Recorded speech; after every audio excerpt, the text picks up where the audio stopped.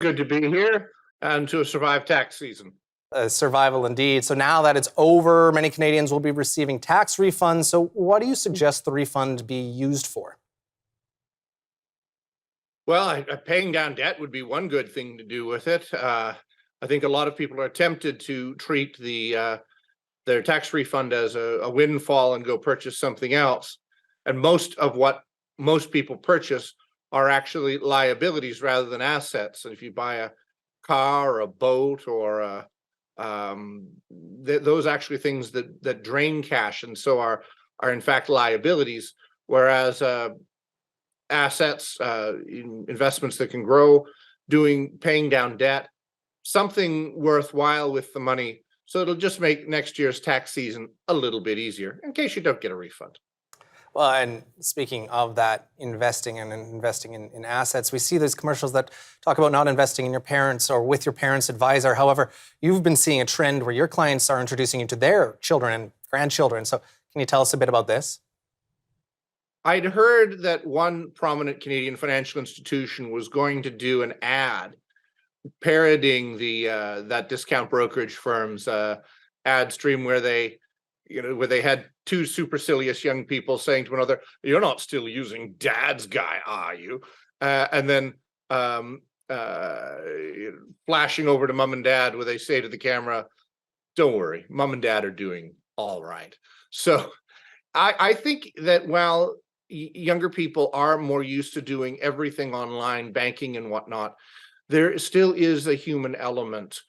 The clients of mine that have done the very best over the years has been those where it's been a discussion, a dialogue between the person, what their hopes and dreams and fears are, the advisor that's able to help them articulate that and design a plan that meets not just their financial needs, but gives them the emotional capability and stability to stick with that plan.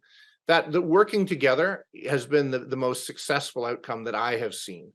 So yes, people can do everything online nowadays. Whether they have the emotional and temperament, not to speak of the knowledge base to do so, well, will remain to be seen, but that's what makes a market. Now, tax season aside, I know you've talked about a monthly investing strategy. Can you tell us how this works and the benefits of dollar cost averaging? Yeah, so particularly for young people, if they haven't started a tax-free savings account, or if they're making enough money in RSP, or now this new home buyers plan that they've come up with, if you want to put money aside, it is much easier to do it on a monthly basis, to have it come straight out of one's bank account. And you can say, well, I can't afford to do very much. Whatever you slightly can't afford, whatever you just slightly notice. If it's $50 a month, it's $50 a month. If it's $500, that's better still. But whatever you just slightly notice, because over time you're not going to notice it anymore, then you up it a little bit, because over the course of a year, it means you have put money aside. And there's nothing that helps in crises, to clear one's thinking than to know that you have some money set aside, that you have a bit of a reserve over and above what you need for your day-to-day, because it allows you to deal with crises more effectively and indeed to take advantage of opportunities. So when you've actually put enough money aside for the down payment or for the boat or for the whatever it is, the car that you want to do, it's easier to pay it forward monthly. Well, that is a lot to keep in mind. And at the end of tax season, of course, investing, an important thing. Thank you again for joining us today, Brendan Caldwell of Caldwell Securities Ltd. Thanks, Nathaniel.